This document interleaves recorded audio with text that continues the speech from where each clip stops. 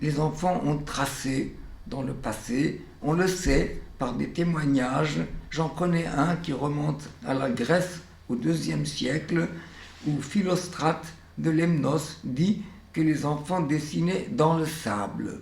C'est un témoignage qui m'a beaucoup intéressé, et il appelle ça des bagatelles. Ça veut dire qu'il n'a pas pris au sérieux ce que traçaient les enfants. Mais il faut dire que c'est une attitude généralisée. On n'a pas considéré que ça valait la peine d'être pris en considération. Et on sait peu de choses des dessins qu'ont fait des enfants dans le passé. Il y a quelques traces, j'en connais, j'en ai collectionné, bien sûr, chaque fois que je rencontre de tels phénomènes, mais c'est vraiment sporadique. Et puis, au XIXe siècle, on s'est avisé que c'est un domaine original.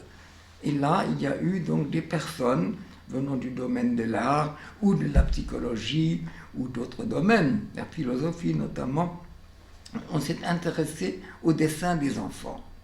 Et là, on s'est vraiment égaré parce qu'on est parti d'idées absolument erronées. Moi, je ne parle pas de dessin d'enfants parce que je tiens à faire savoir que dessiner veut dire quelque chose. Dessiner veut dire désigner, veut dire montrer. Et il est intéressant de constater que dans la langue française et certaines autres langues, l'italien notamment, et l'allemand aussi, dans ces langues, dessiner et désigner, c'est plus ou moins le même mot. Pourquoi ? Parce qu'on a toujours pratiqué le dessin pour montrer quelque chose, pour communiquer. Le dessin est un moyen de communication. Il l'a toujours été. Et on n'a jamais connu une trace émise par une personne qui ne sert pas à montrer. Napoléon a dit « un bon croquis vaut mieux qu'un long discours ». Et c'est tellement caractéristique, c'est tellement vrai. Et tous les peuples, tous les êtres humains ont tracé. Tout le monde a fait des dessins. C'était toujours utile.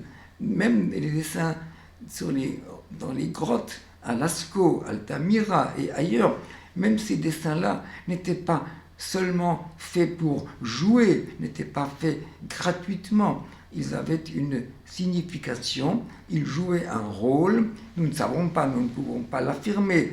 Loin de moi d'émettre une théorie pour expliquer les motivations des hommes préhistoriques, mais il est vraisemblable que c'était pour communiquer avec un au-delà, ou d'autres hommes, ou avec d'autres êtres vivants. Bref, ils n'ont pas été faits seulement pour le plaisir, ça c'est évident.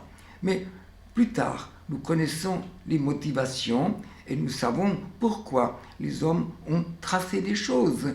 C'était pour les montrer à d'autres, c'était pour communiquer. Et un artiste, et c'est vrai, un artiste crée une œuvre pour le spectateur, pour le public. Et que lorsqu'il crée une œuvre, il désire qu'elle soit accueillie. Par conséquent, il attend quelque chose. Et il dote sa trace, son œuvre, d'un message. Ça, c'est ainsi, ça a toujours été ainsi. Donc il n'est pas étonnant que les premières personnes qui se soient penchées sur la trace de l'enfant aient pensé que l'enfant produit une œuvre, produit de l'art. Et on a dit, c'est de l'art inaccompli. Ce n'est pas encore le grand art, mais c'est quelque chose en devenir.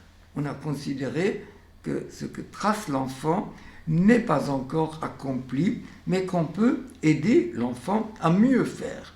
Et on est allé si loin qu'on a prétendu que l'enfant dessine mal parce qu'il ne sait pas bien regarder, parce que l'enfant n'a pas su voir comment sont faites les choses de son entourage, et qu'il faut donc l'aider à mieux regarder. Et puis une fois qu'il sait mieux regarder, il faut l'aider à savoir mieux reproduire ce qu'il a enregistré. C'est comme ça qu'est né le fameux dessin d'observation avec lequel on a persécuté des générations d'enfants. J'en étais moi-même. Quand je allais à l'école, on devait dessiner la feuille de platane ou la caisse de craie du maître ou le broc, enfin un objet, et on devait regarder, bien proportionner, faire un contour exact, et on était jugé sur l'exactitude de la reproduction. C'était tellement dans les mœurs qu'on n'envisageait pas autre chose. Or, cette trace qui sert à communiquer est une possibilité, mais il y en a une autre, mais qui n'a jamais été prise en considération. Pourquoi n'a-t-elle pas existé, cette autre trace? C'est parce qu'il faut des conditions particulières pour qu'elle puisse se produire. Et sans le prévoir, sans l'envisager, j'ai créé les conditions pour une émission d'une autre nature. C'est parce que j'ai créé ce lieu complètement coupé de la vie quotidienne, complètement à part, que la personne se trouve ici, dans ce clos lieu, donc, qui dit bien ce que c'est, un lieu sans communication avec le monde extérieur, où rien n'entre de l'extérieur et d'où rien ne sort jamais dans le monde extérieur. C'est dans ces conditions qu'une trace peut se produire pour la première fois dans l'histoire de l'humanité.